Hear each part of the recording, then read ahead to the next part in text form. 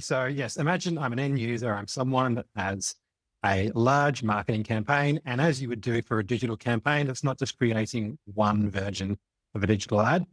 You've got to create loads of different versions for all your different digital ad sizes, as well as all your social media and email sizes. And I'm going to show you how that's really easy to do with the new creative templates. So I use this template over here.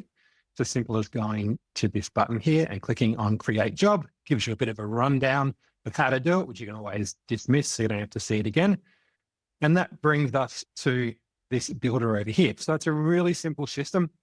Here we have the template itself. And you can see in the template that there are various different elements that the designer, when setting up the template, has created. And the designer has full control over which part of the template are editable and not editable. And I'll show you that in a second after I've created these different versions. The first thing I'll do before that, though, is I'm going to create some different sizes. So you simply go to this tab over here.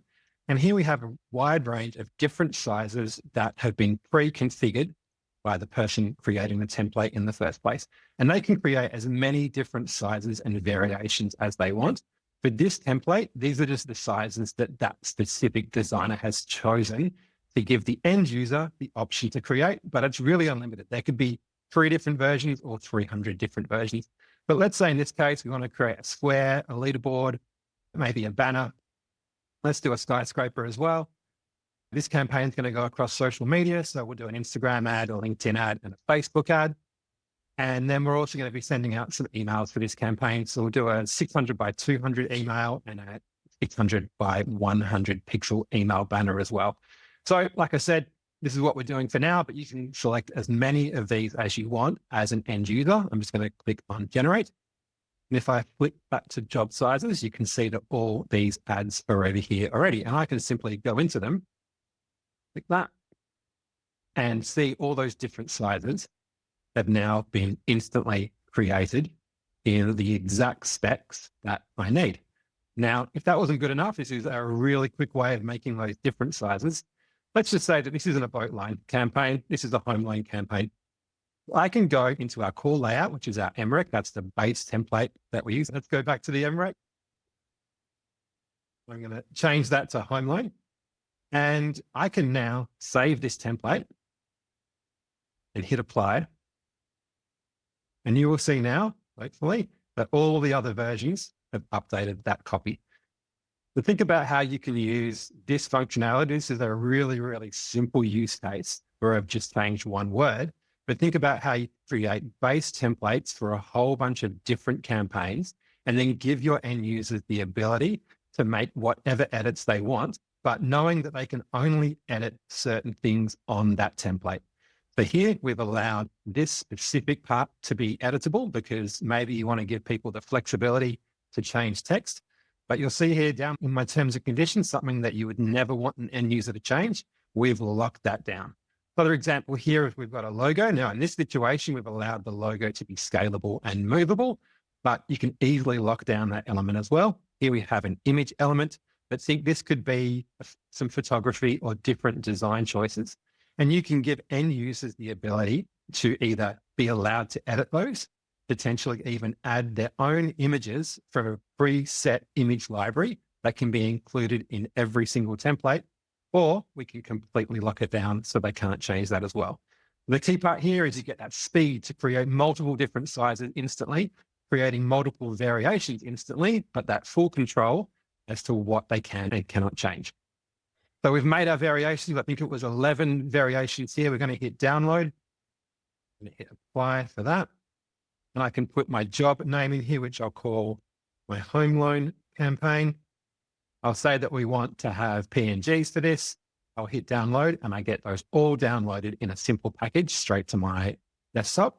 And that job that's been created will be saved within the system.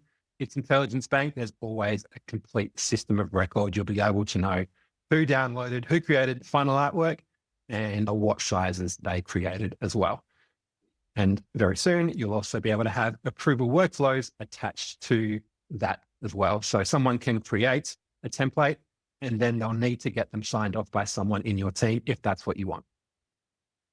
I'm just going to click out of here and quickly go to the template builder itself. So this is, for example, someone who is a designer in your team. They're the person who created it. But I'm going to go back to the exact same one and I'm going to hit edit template. So you can create your own templates from scratch within the builder. You can save any template as a base template, which you can then use to create variations, or you can import them directly from a Photoshop document. But here, I just want to show you how flexible the template builder is for someone creating the template. So I can go into any element and say, yes, you can or you cannot edit this element. So here I've got the terms and conditions, and I'm going to go to job restrictions. And you can see here, none of these boxes are ticked, which basically means that end users are not allowed to touch this. What I could also do is come into here, and here I'm saying that that's where we saw before, where someone could go in there and change this text. And I've allowed here them to move that section, to scale it, and down here to edit that text as well. And this can apply to literally any single element in any template. So you, as the designer, you're encouraging self-service. You want people to use this themselves, but you want to make sure that you've got full control. And then here on the right-hand side, we've got a full choice of size options, which are pre-configured. So if you want to say to someone that, let's say, for example, that the end user is allowed to create A2, A3, and A4 version, you can save that in the base template and they will have access to that, as well as custom sizes. So if the pre-configured sizes are not in the template, you can go in here and create your own sizes as well. And that will mean that end users will only have access to this specific size as well as all the other ones as well. And just like when you are creating a job as an end user, when you're creating a template, you can have approval workflows attached to it as well. So you can create a template and then send it off for an approval for someone else to approve the use of that template.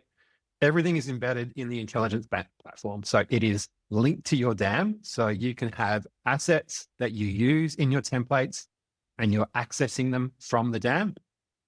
You can make it so only approved assets can go in specific templates.